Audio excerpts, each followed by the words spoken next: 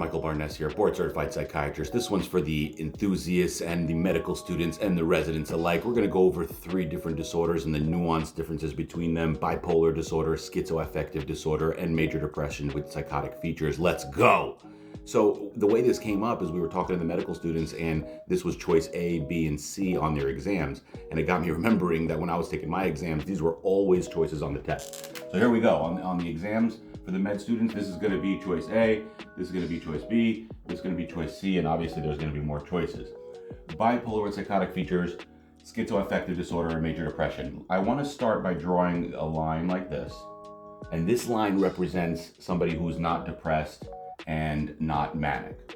This line down here represents depression because it's down, and this line represents mania because it's elevated. Now, what I want people to know is when you are all the way down or all the way up, you can start developing psychotic symptoms. So here we go. So if you're all the way depressed, rock bottom depression, or if you're all the way up, very manic, you can start getting one of these. Now, admittedly, the psychosis looks a lot different in those stages. So when you're in major depression, you may hear a voice, you may believe something that's not true. Anecdotally, I've had patients who would believe that they were responsible for something, related to somebody's health when they really weren't, or they'll just kind of talk or mumble to themselves and appear a little bit odd. Versus the manic psychosis is perhaps a bit more dramatic and can be more delusional, more grandiose, and a little bit more of an elevated feeling. So they do present differently, but the point here is that when your mood is very extreme, you can start losing grip of reality and becoming psychotic. So if you've met criteria for mania and now you have psychosis, you're choice A.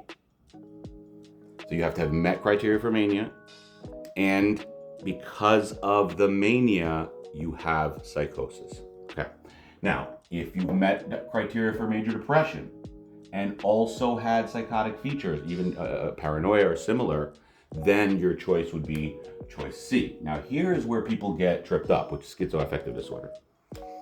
The point here is that with the 2 disorders I just mentioned, the psychosis is secondary to the mood. Follow me on this. This is really, really important. Meaning, if the mood wasn't in the extreme, there would not be psychotic features.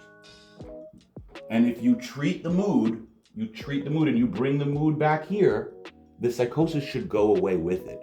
Now, let's imagine a scenario where somebody comes in, and I do just that.